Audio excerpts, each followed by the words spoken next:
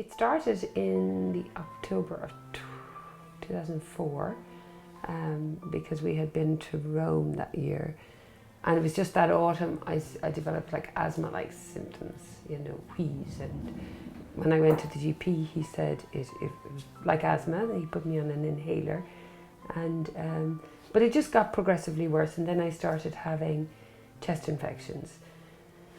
Constantly having a chest infection. So by 2005 I was just off an antibiotic and I was on another antibiotic, particularly that summer. And it just, the more medication I took, the sicker I seemed to become, And then eventually I was referred, I think it must have been the end of 2006, to a respiratory consultant in James's. And he diagnosed a condition called bronchiectasis. The first thing he used to do was have a nebulizer, which would open up the airways. And then I would lie doing postural drainage, so kind of head hanging low towards the side of the bed, and either tap my chest, or you used to do it for me at some time. Tap the back of the... A bit of chest physio. And then after that, I would use the PEP mask, which was blowing against the pressure lying down on the bed.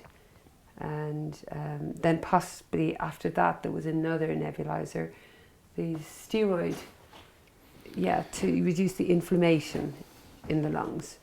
And that was before I ever really got out of bed in the morning. That would take a good... hour to an hour and a half. Yeah. I was probably so self-conscious of all the mucus and the coughing and not being able to breathe properly, that I was embarrassed by it, really. This is where I used to use the nebulizer.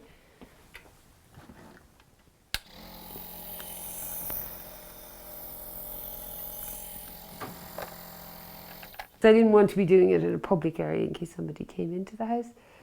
And because even Anne, I didn't like to, I don't think I ever did it in front of anybody. No. Other than yourself and the kids.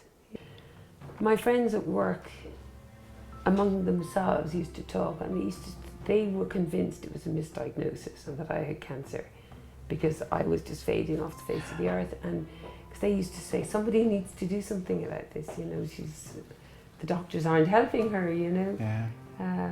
Because only in hindsight, they really thought I was going to die. I was going up and down for appointments, and he was putting me on various antibiotics. And then he decided to do a bronchoscopy. And I think that was 2006, 2007. And it was at that point, that's when we had the scenario of going back for the results, and he's across the table telling us, I don't know what I'm going to do, because he sort of said that one lung was full of mucus, full of pus is the way he put it, and the other lung was so viable that if you touched off it, it bled.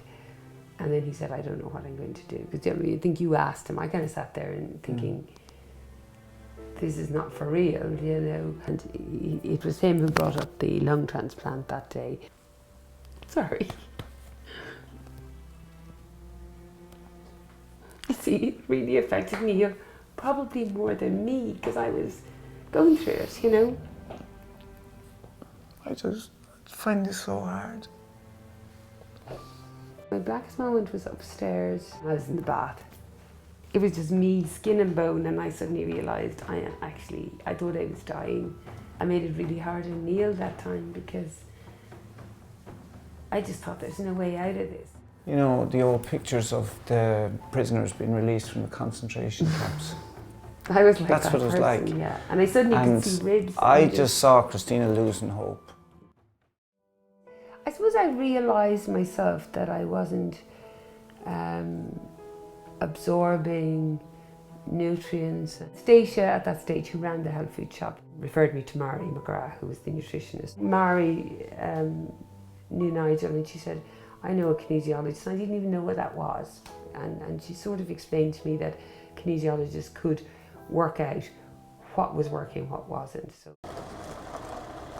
she had this bag of medication that was just overwhelming. I'd never seen anything like it. I mean, there was just all sorts of stuff in there, masks and drugs and all sorts of things. If you have a serious health problem with your lungs, you need to try and deal with these things. So what we did was we basically just looked at all the stuff that was there and saw what's good and what's not good. And, and started figuring out from there where to go. Yeah. You have a supercomputer working up here.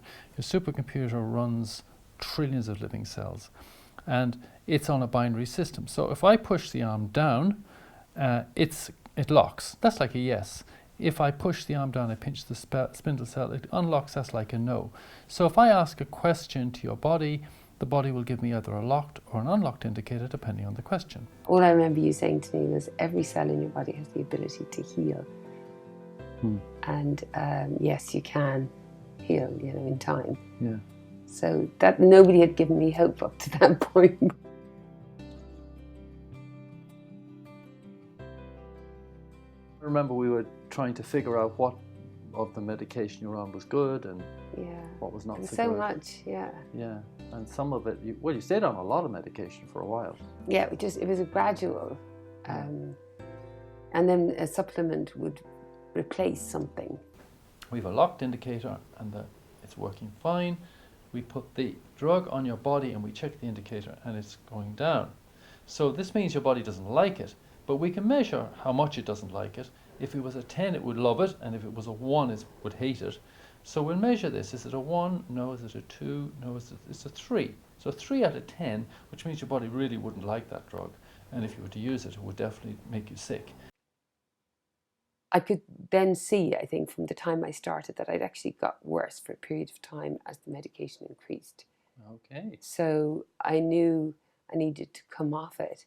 As was the one I was most excited about coming off was the sleeping tablet. Do you remember that? Oh gosh, that was a long journey. Yes, yeah, the Zimmervein. God, the Zimmervein. Because you were on that for a long time. Yeah, and I had to be kind of detoxed from that, really, because I could not sleep without it.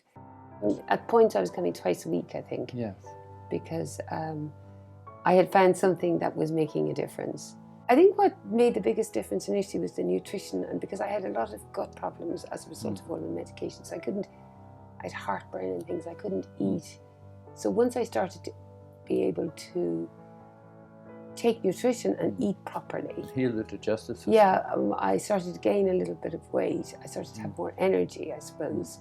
My immune system got a little better. So if we're just taking a deep breath, there's a little bit of stress there. You can feel that by the cough. So that creates the unlocking indicator.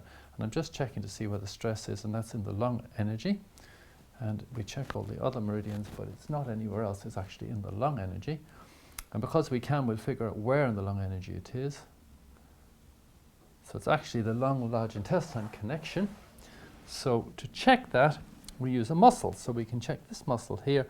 I'm taking the arm, I'm pressing back, you push into my arm. That's really strong, really, really strong. It's an over energy. And on this side, we check this same muscle, and I'm pushing back, and that one's not really locking, so that's an under energy. So we know we've got two muscles that are not functioning properly. And so now all we've got to do is figure out why. So we ask, is the problem physical? And the body says, no, I'm not getting a locked indicator here. Is it emotional? Yes. So the problem is emotional. So then we just see, is it a trauma? So I just get Christine to think of some of the traumas in her life. So just think about anything. Let the video run in your mind. And I'll keep checking to see. There it is. The supercomputer has connected the dots. So we know why the muscle was unlocking, because of some emotional trauma. And now all we've got to do is figure out how to fix it. And we're going to use some sound. And we're going to use sound in one of the energy systems of the body called a chakra.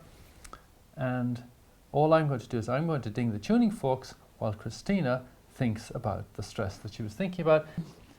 So I'm now going to just ding the tuning forks. You relive whatever it was that you were thinking about. And oftentimes you can talk about it if you want to. But yeah, it's pretty much the same as it's about my dad. I think it's something to do with the autopsy and the inquest that might happen with my dad's. Okay, so your dad died, and they want to do an autopsy. So the sound is sending powerful healing frequencies down into the chakras, which are the energy systems which activate our body. I actually managed to work like 3 days a week without sick leave. For 3 years after being that ill. After being, and that's amazing. After Yeah. being told that you'd never go back to work. Yeah, yeah. Isn't that what they basically Yeah, said? yeah, they told me that I wouldn't. Yeah. Yeah. Wow. So that was a huge Great achievement. Yeah. rejoicing. So I think when that was done, I probably was Yes. better. At this point, I can now do lots of things that I couldn't do before, like gardening and exercise. With kinesiology, I'm not quite sure where I would be today, if I would be here at all even, because I was getting sicker with medicine, and when I started using kinesiology and having treatments, that's when I started to get better. You don't actually have to believe in it for it to work, because it has the ability to identify where stress and blocked energy is, which I suppose Western medicine can't. Western medicine treats symptoms, so you can identify eventually the cause of an illness, and by treating the cause, you have the ability to heal.